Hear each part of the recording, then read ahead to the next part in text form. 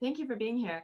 If you could just tell us a little bit about why you're running for mayor, what qualifies you to take on this role, and if you are elected, what your highest priority would be. Well, I'm running for mayor because number one, I love my city. And we are dealing with some difficult times. We are dealing with some challenging times in our city that requires a person with a lot of experience in not only the community, but also in economic development in order to get through this pandemic. I'm a medical professional for 31 years. I understand the pandemic and what we're going through with that. I also understand how to sustain a business during hardship and hard times. And so this is going to be a very crucial time for the voters that are out there thinking about who do I choose to vote for. So I want every voter to look at every candidate and look at what they also bring to the table in areas of experience with community. I've been a community activist, you all know. I've served as the NAACP president for 6 years, fighting for all of those who seem to be left behind and the voiceless. I fought for education. I fought for job opportunities. I fought for the homeless, the single moms that are struggling every day. I have been on the battlefield in this city. This is my hometown ever since I can remember. And so it is now that the people have called me because they trust me. They're tired of the same old thing. They're tired of the I would say the line that people give them that they're going to do this. And when they get into the mayor's position, they turn. So the people know that I've always said what I'm going to do, and I've always done it. They can trust me. So I'm running because the people need someone that they can trust with experience, and that's me. Thank you for that intro. Our first couple of questions are going to be about the budget. So the city's estimated to lose $8 million in revenue due to the COVID-19 pandemic in the 2021 fiscal year. As mayor, how would you balance a difficult budget that is expected in 2022 or even in years after, also because of stress caused by COVID? Yes, well, we've got to look at what do a business do when there is some type of historical pandemic like we see now. So I look back and I research what did the country do? First of all, we got more creative with ways to generate jobs because we have got to create job opportunities. We've got to increase the wages so that people can spend in your local economy. If people are not working, they're not spending.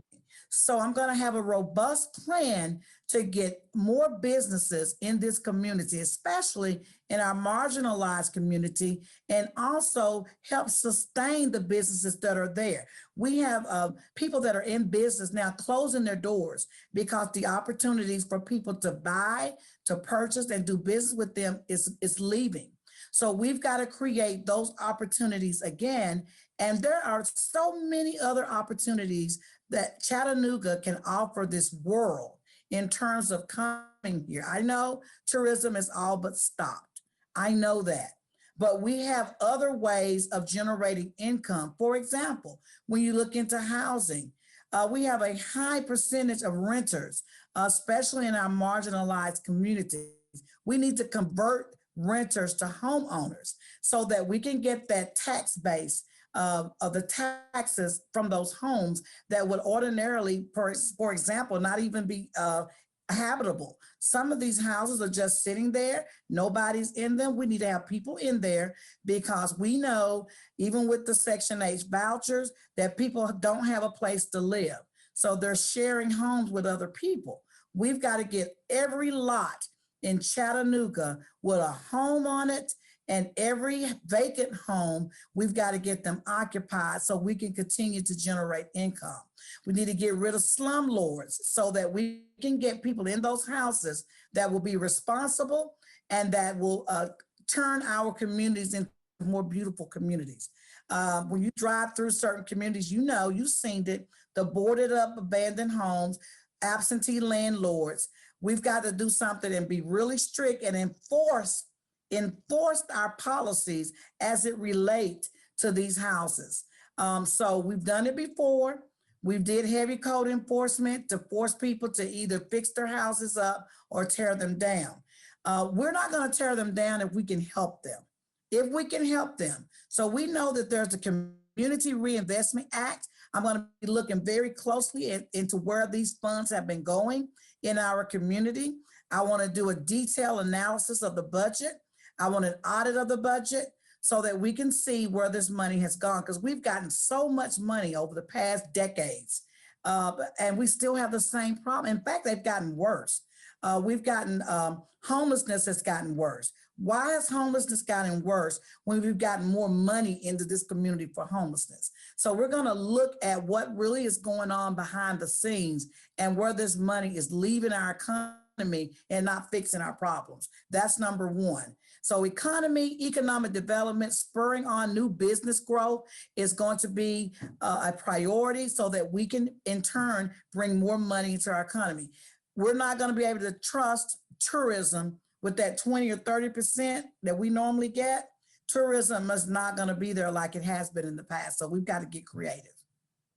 Now, this next question, I think some of it you just touched on already in your first answer, but it's been almost a year since the first case of COVID-19 was detected in Chattanooga, and businesses and individuals are struggling because of the pandemic, the economic and the societal impacts. How would you provide aid to businesses and families who are hit the hardest by the economic impact? And are there programs currently in place that you would want to keep, and other programs, new programs you would want to create or add? Yes. So I've heard some of the other candidates say they're going to do away with social programs. I think that is so inhumane. At the time of a crisis, you don't get rid of social programs. You don't get rid of programs that help people in times of need. You encourage us to use more programs to help us get through it. We have that the fund that the rainy day fund. I mean, why not? I mean, if it's not going to get any rainier than what we see now. I mean, what's better? What's a better reason to tap into the rainy day fund than a worldwide crisis? And so we need to tap into that. The other thing, we got almost $1 million in from the government to help with COVID. And I checked some of my friends, none of them got any of the COVID money. And so we've got to make sure that funds that come in from the government is being given to the people that need it and not to corporate. I mean, corporate may need it, but we also have the small businesses that get overlooked all the time. And the middle class does so much to keep this economy going. We cannot allow the middle class to fall, because if it falls, there goes the whole economy. So we've got to be strategic about making sure our small businesses are taken care of, because they employ people. And when they go under, then these people lose their jobs, and then the cycle goes on and on. So I'm going to be intentional about working with small businesses. Also essential about making sure our essential workers are taken care of, our doctors and our dentists, who oftentimes do free work, because now during the pandemic, people just don't have it. So we need to also look at ways that we can assist with the medical doctors and the dentists during this time. And I'm going to be intentional about that as well. So moving on to a different budget item, paving and transportation consistently rank at the top of citizens' concerns based on surveys or studies, I guess, annual studies that the city does. So what transportation or infrastructure goals would you have if you are elected mayor? Yeah, first thing we're going to do is stop all these outside contractors. We got the Public Works Department right here that can be filling up the potholes, helping with infrastructure. All we have to do is train them, and then they're already on the payroll. So why are we paying millions and millions of dollars to people who don't even live and contribute to our economy, when we have people here that are working every day, making below livable wages, by the way, and who we need to support so that they can take care of their families better? So public works, we need to take a closer look at how we can save funding or money in our budget where we're losing it to outside contractors. That's number one. And then number two, we need to make sure that every employee in the city of Chattanooga receives livable wages. We don't have to wait for now new President Biden to come down with a new minimum wage increase. We already know you can't live on $10 an hour. So if you're working for the city, and I think I did a survey for over a year to determine whether or not $15 an hour would be something that we could live on if we work for the city. And the answer was unanimously yes. And so that's one of the first executive orders, if I can do that, that I would submit or put before the city council, is to make sure people are living on wages that are livable. So that's one thing. And we also need to cut down. I believe the mayor's administration is a little bit big, and we have people doing double duties. If we can combine some of the things that we're paying people for and cut down a little bit, I think that would also save some funding where we can put it in other areas like infrastructure, early childhood education, all of these other programs that are suffering right now that put people first. So we're going to do the things that put people first, because right now we're all struggling and we're all on the ship together. So if we get a leak in the boat, all of us are going to go down. So we have to make sure that we're being equitable and fair with the way the city handles business, with the way we spend money in the city, who we're reaching to, and making sure we clean up our city and make it better for everybody, or at least give the opportunity. So we have a lot of issues there that fall under that category, but we're going to be working on it. And how we're going to do that, we're going to bring the best and the brightest, the experts in these areas to help us crunch what we need to crunch in order to get the best program ever for all of Chattanooga. So we're going to move on to a couple of questions about business and the economy. And the first one is actually something that you have just touched on as well. City labor unions and some activists support a $15 minimum wage for city employees. Mayor Burke had intended to implement this before COVID. Do you support this or any other specific pay increase plans for city employees? Why or why not? Absolutely. I've had a program that trained people to be dental assistants for over 20 years. And as far back as almost 15 years ago, minimum wage or livable wages have moved from $12 to $15. And so in every employee that I have today, I'm an example. Every employee that I have, no one makes under 15 at my facility. Nobody. And if you have the expertise, you ought to be making more than 15. And so I advocate for 15, but that's not the minimum. It could mean more. There are some people who have been on their jobs for 30 years and barely making 15. And so they ought to get a pay increase. With the $15 an hour, they ought to have an increase. So we would need to bring in the experts to study how much we could give employees over and above $15 an hour if they're already at 15. But this will require us to do some study. But I guarantee you that is going to be one of the very first things I do is to put before the city council. And if I can do it by executive order, $15 an hour, the first 24 hours I'm elected, because I advocated for it first. I've advocated for it in my business. I've advocated for it in the community, and I know it works. And even $15 an hour is still hard to live because inflation, we have not kept up with inflation. And so even $15 an hour is at most the very less you should be getting on a job, period.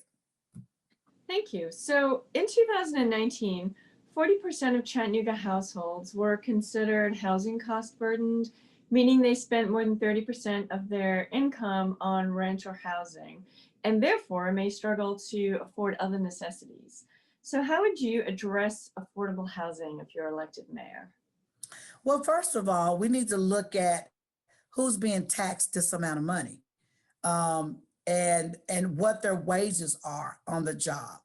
We have so many ways to assist renters and even homeowners. I would like to convert renters to homeowners. And the reason why is the studies that I have found is that the rent is always higher than the mortgage notes. You can stretch out your mortgage note 30, 40 years and have your amount that you pay every month be sometimes half the amount of what rent is. And so we need to get in the business of converting these renters who, by the way, can afford a mortgage note. Most of the barriers are things such as credit and then maybe the time that they're on their jobs. So what I have proposed to do is to put these people in a lease to own option. And during those 2 years where the bank can reevaluate their credit, we work with them and keep them on their jobs, get them stable so that in the next 2 years, the banks can look back at this person and then convert that lease over to a mortgage note. This is how we're going to convert renters, because a lot of renters, I think 80% of the people want a home. They don't want to rent. If they could get a home, they would get a home. And then the homes that we have, the stock that we have in Chattanooga is deplorable. So where there are lots, vacant lots, we're not going to worry about builders because it takes too long and it's too expensive and it's a middleman involved. We're going to go straight to prefabricated homes and put them on a foundation, because I do know that the banks will finance prefabricated homes as long as they're on a foundation so that these houses can be readily available, pretty much overnight versus 3 to 6 months to build. And it's going to be less costly to do it that way. And so I am proposing a lease to own option to get people out of the lease situation where they're paying 2 and 3 times the amount that they could pay if they were owning a home, and then give them that lease with the option to buy, so that if their credit is bad or if they need a couple of more years on their jobs, then they can convert that house to home ownership. So I believe with that proposal, we can take care of a lot. And if there is a vacant home and it's been vacant and now it's an eyesore to the community, then I'm going to propose that we create new policies with landlords or people that own their homes that give them so many days to get that house where it is livable, or else move in and ask them to demolish their home. And if we demolish their home, we pass that bill on to the homeowner, if there's no one in there. Once we obtain the lot, we go and put a prefabricated home on it, just like the other lots that are already vacant. We have so many places in this city that we can be putting affordable houses. We just haven't had the leader to understand how to do it and to want to do it. But I am that leader. So we're going to make that happen if you choose me as your mayor. We're going to give these, especially single mothers. You look at the number of single head holds, and they're women that are out there and they're renting. We can give mothers with children homes. That's what they need. They need homes, and we need to improve the neighborhood so that these children will be proud to go outside and play, because there's parks and there's recreation and there's things for them to do, unlike what's happening now. So you referenced homelessness earlier. A number of Chattanoogans are experiencing homelessness. How would you further the city's progress toward reducing homelessness? Okay, first of all, let's stop playing. Let's stop playing. You know, people go by and see the tents, and they go by and some folks give them food and water, and then they go to church and say, Lord, I've done my good deed. Okay. And that's not the way you handle homelessness. You don't, it's like a doctor. Okay. I'm a doctor of dental surgery. And before I treat my patient, I have to diagnose them. In other words, I need to look at the symptoms, evaluate it clinically and see how it looks. And then I say, aha, this is what I need to do. If I give them antibiotics and they have an infection, it cures it for a little while, but then it comes back. So we can keep feeding them and giving them clothes, but they're still going to be homeless. So what we have to do is take care of this situation by creating a compound. I'm proposing to get 10 to 20 acres of land, unused land, and we have plenty of it, and building a compound on this 10 to 20 acre land. And they will have something like dormitory styles rooms where it would be bunks, bunk beds in there, or beds, twin beds, and just an outlet for maybe a radio and a television, and a cafeteria downstairs where they will be able to come down and eat breakfast, lunch, and dinner. And we will have the best psychologists on staff, the best doctor and nurses to nurse these people back to health. And while they're there, find the resources that they need in order to help them. A lot of this is mental illness. And so if we can diagnose them as being psychologically impaired, then we ought to be able to get a lawyer and a judge to sign off where these people can get resources to take care of their mental illnesses. And when we do that, they will have income that will support not only where they live, but also support themselves, their boarding, and all of that comes with boarding them in this compound. And so once well and treated, whether it's mental or whether it's drug addiction, then we can help them find housing outside the compound. In the compound, there will be stores for them to go shopping, recreational activities, job training for them. I'm a big proponent of job training. I've written a program for the dental assisting program and also for the trades. The trades program I've written I presented it to Governor Lee. It didn't get funded, but it's an excellent program. I write programs. And so we have a trade school program ready, and I'm going to institute that if I'm elected as mayor. It doesn't cost a whole lot of money. We have vacant buildings. It doesn't even require us to build a new building. We use what we have. These old buildings can be used as a training ground, which is where they learn how to paint, they learn how to lay brick, they learn how to lay carpet, do carpentry work, sheet rocks, all that, roofing. The trades is a necessity for society.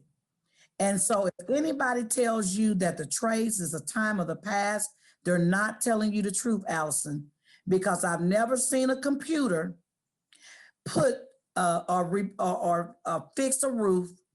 I've never seen a computer, stack bricks with brick masonry. I've never seen a computer paint a wall. I've never seen a computer lay carpet. I've never seen a computer build a building. That is a man with a tool in his hand. And with that tool in his hand, he can make a living. And that's what I tell my children, no matter what educational degree you get, because I have 3, whatever educational degrees you get, you learn a trade. Because if there is a business that requires the use of these hands, you'll always have a job, no matter what. Look at these businesses out of business. If they had a trade, they could still be working. And so the trades is going to take these marginalized communities where the people live in them that have not went to college and cannot go to college for whatever reason, because I dealt with those same type of students.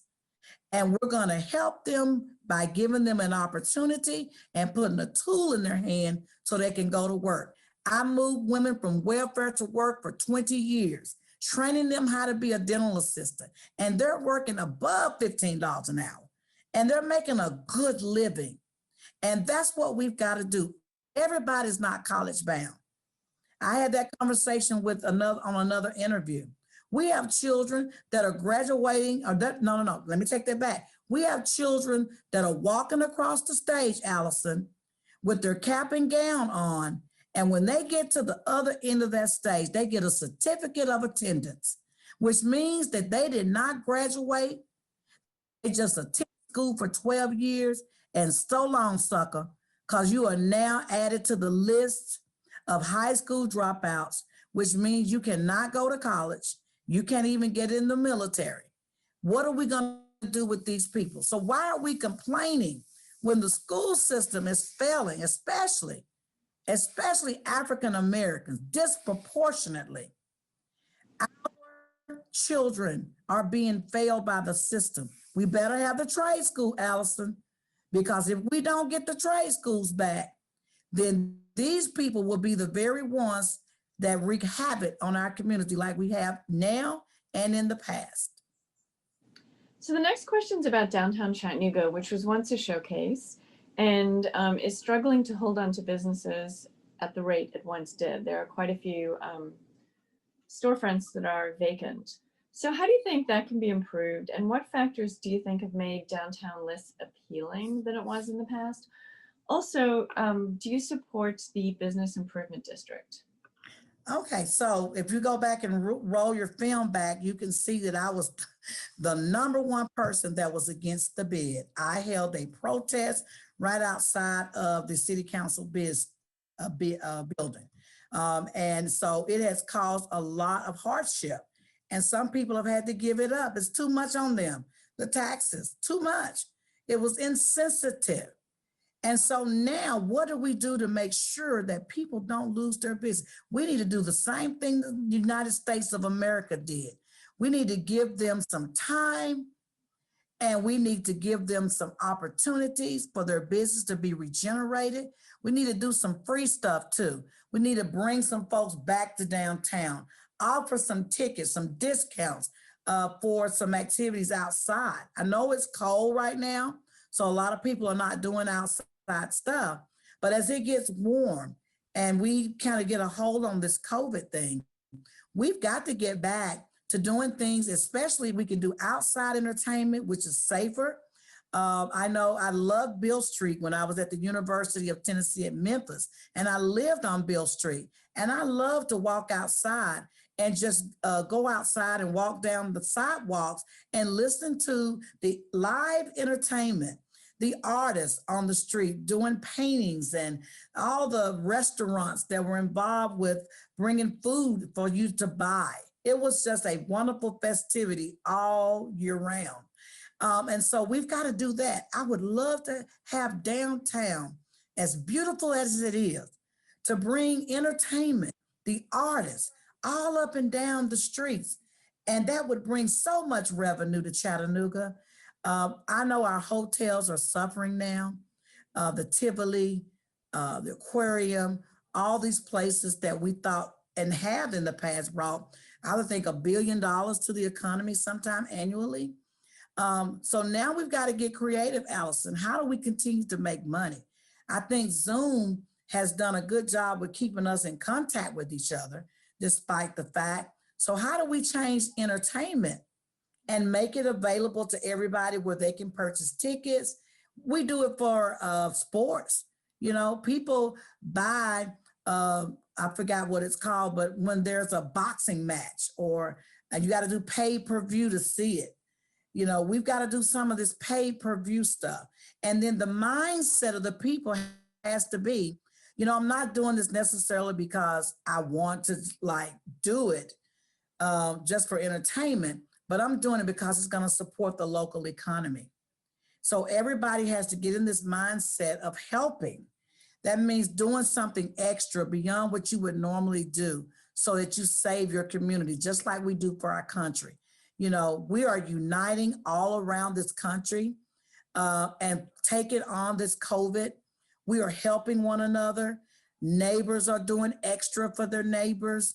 And now it's time for Chattanoogas to come together and do something extra to hold our economy together. Go downtown, visit a business that's still open and buy a sandwich or buy an outfit. Just do something to support local economy. And that's what I'm going to do. I'm going to spur that, and I'm going to ask the local economies to maybe do something extra so that they can bring people to their business. I mean, we're all in business for a profit, but sometimes when you're getting 100% profit, you can kind of bring those prices down and have a big sale. You know, I do it sometime in my business. You know, I'll do 25% off of implants. You know, I may say this week, all x-rays and exams are free. If you come this week, you don't have to pay me a dime for an exam and an x-ray. Well, that's $200 worth of service right there I just gave away. But guess what? They need fillings, they need crowns. So once they come in and get the free service, they realize, okay, I need this. Now I'm going to go ahead and get that. So we've got to be creative like that. Moving on to public safety, Chattanooga saw a sharp increase in gun violence in 2020. How would you, as mayor, work to lower violent crime rates in the city? It's easy. People that have jobs don't shoot. They don't kill. They're busy, they're at work. So we've got to get these young folk, like I said earlier, Allison, if they don't have a tool in their hand and a way to make income to support their families, then they're going to turn to either underground economy and start selling drugs, which means they got to have a gun on them to protect themselves from getting robbed, or they're going to start robbing other people to get the things that they need, stealing out of the grocery store. You know, people don't think about that, stealing out of the mall, getting clothes and things that they need for their children. And so we've got to make it possible for everybody to have an opportunity to make a living. And when we don't do that, remember I talked about those kids that walked across the stage and got a certificate of attendance, and now they're a menace to society because they don't have a way to make money because they're a high school dropout. We got to make sure that we're not letting folks walk across the stage. I did it for one of my cousins. I didn't know he didn't have a high school diploma till I asked him to let me see the paper. Everybody is ecstatic and happy. And, you know, everybody's doing the graduation dance, you know, because their loved one is graduating, only to find that it was just ceremonial. We got to start doing ceremonial in the school system. I want every child to graduate. If they don't graduate, then Dr. Johnson, you listen to me. Stop letting them walk across that stage, making them think that they can go out and the world is theirs. Tell these parents when they're in the 10th grade, this is what we got to do, and get them the tutorial help that they need. I got something better than that, Allison. Stop letting our 0 to 5-year-old children go to kindergarten and they're not ready. Don't wait till they get in the 3rd grade. It's too late. You know, by the time they get to the 3rd grade, they don't know what's going on in the 2nd, and they didn't get what was going on in the 1st, and they never did get what was going on in kindergarten. So it's like algebra. You can't add a to the 2nd power plus a to the 2nd power if you can't add 1 plus 1. You got to go all the way back to the beginning and work your way back up, because every step is a building stone or building step to the next level. So why are we waiting till they get to the 3rd grade? We're going to invest millions of dollars in the early childhood education. Yes, I said that. Yes, we are. And we're going to make sure these teachers are paid what they should be getting paid. I hear you, teachers. I know that they're not paying you what you deserve. So we're going to work on getting it. Early childhood 0 to 5, and the city mayor. Everybody, and well, the city is not into education. That's not our business. Yes, it is. Because when these children don't succeed in high school, then they come back to the city where the mayor is governing and become a havoc. So we've got to make sure that these kids are succeeding. That means partnering with the county, doing what we can do to help them meet those budgetary goals. If that means we got to have some fundraisers or whatever and help them find some extra money for these kids, if that means we all have to put in a little extra money in the envelope at church for education all over this city, sow seeds, $10 a week, $5 a week for the child fund, and let that go to education. There's so many creative ways to get money, Allison. All of us need to be in the education building. All of us need to be in the business of education. So as your mayor, I'm going to be in the business, because it's my business what happens to these children when they leave school, because they're going to be living in my city. So we're going to work and partner with the Department of Education, and we're going to work and partner with the county, not because we're required to, but because we need to. It's ethical, it's moral, and it's going to be what we have to do to straighten up our cities. And that's why I'm going to do that. So get ready, city. We're back in the business of education. We're going to work with the Carpenter or whoever's the mayor and the Board of Education to make sure that we're doing what we have to do. And I know you're intentional. When we are intentional, Allison, we accomplish all of our goals. Look at downtown. Look at the air. Look at what we did to Alton Park. All these brownfields that we have. You know, cleaning up the Chattanooga Creek. We was intentional because we was embarrassed. It's a shame we got to get embarrassed to do right. But when Walter Cronkite declared that the city of Chattanooga was the dirtiest city in America, that was embarrassing. And now we're two cities apart, blacks over here, whites over here, poor over here, wealthy over here, two cities apart. That's embarrassing. How can we be a city on the move, progressive city, and we see a divide racially, a divide economically, because some people throw the race thing in there too much. But I know a whole lot of poor white folk, and I know a whole lot of poor Hispanic folk, and and racism goes so far, and then it's classism. You understand what I'm saying? So when you're poor, you get treated the same as the next poor person. Don't have no skin color. You see? So we got to work on this classism, making sure that we're inclusive with all people and we help everybody, no matter what socioeconomic level you're on, no matter what color you are, we're going to work to make it better for you and your family.